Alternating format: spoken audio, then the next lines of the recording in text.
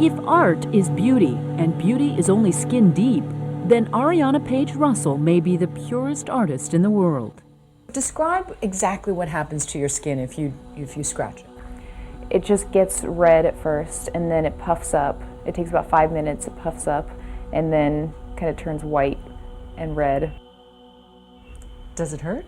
No, it doesn't hurt. I can feel a sensation on my skin. It just feels a little warm, but it doesn't hurt. So anytime the 29-year-old scratches, writes, or draws on her skin, just wait 5 minutes and voila. It's a condition called dermatographia, literally writing on the skin. And for Ariana, it lasts only about 30 minutes. Clearly, this artist has symptomatic dermatographism, because if you look at the work itself, you have the raised center and then you have the red around it, which means she is getting a histamine response. Dermatologist Doris Day says it's a reaction similar to hives, and it's not that uncommon. About 5% of the population has some form of it. You may have dermatographism based on certain specific situations, such as a stress or a cold. I mean, there's basically anything can cause it, and in any given individual, they may have their own personal triggers. Ariana's personal trigger is usually the end of a blunt knitting needle, and it's also her artistic brush. And her skin? People have said, you know, for me, skin turns into a canvas. I use my skin as a canvas. And since her canvas is temporary and not quite suitable for hanging on a gallery wall, she photographs it.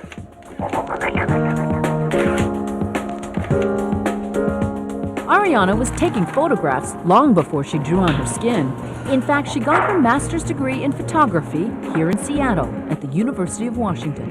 When did the light bulb go off in your head that you could combine your skin and your art? Well, it started with the idea of a blush, because I was getting really frustrated about the amount of teasing that was happening. It was mostly just, you know, my friends joking around, but then people would always say, "Oh, your face is so red, are you okay?" Growing up, she blushed easily and often had welts on her skin. But she thought that was normal. Only in college did she learn it might be an autoimmune disorder. By then, as a budding artist, she was drawn to the mystery of her skin. I just thought, you know, there's something really powerful in that, because I have no control over it, it just happens.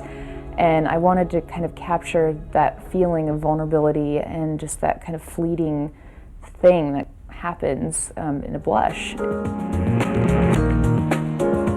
So she took charge of her skin, drawing, doodling, even using freckles to connect the dots, and sometimes just writing. I'm drawing some letters on my arm instead of patterns, because sometimes just the same letter repeating over and over again kind of makes a pattern. So I'm just drawing lots of M's. Each stroke takes minutes to appear and then, like invisible ink, gone.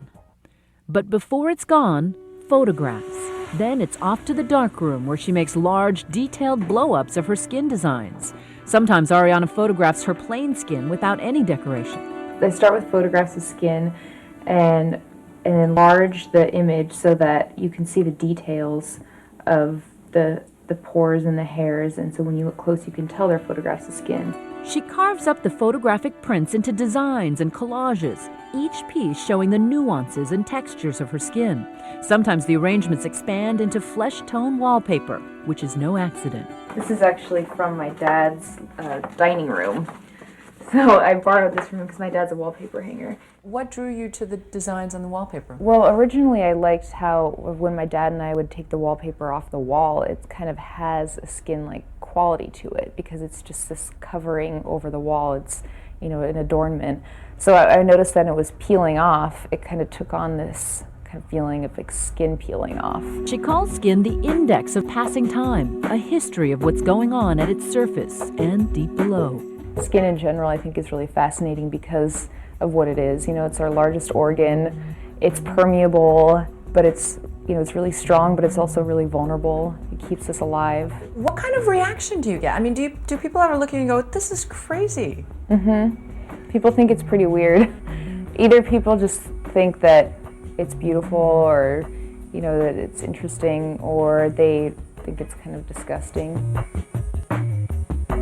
Whatever they think, they're starting to buy it for as much as $4,500 for a finished piece at shows in Reno, Seattle, and recently here in New York at the Magnin Projects Gallery. In general, our gallery is really interested in unique uses of materials, and so we definitely found what she was doing to be really interesting. Gallery co-owner Dara Metz was taken by the ephemeral quality of Ariana's work. Really, it's beautiful to me. She's creating something really beautiful out of something that is probably an unattractive or seen as an unattractive skin condition. And that's the key to Ariana's art. She took a bothersome and embarrassing medical condition, discovered the beauty in it, and made it into, well, a work of art.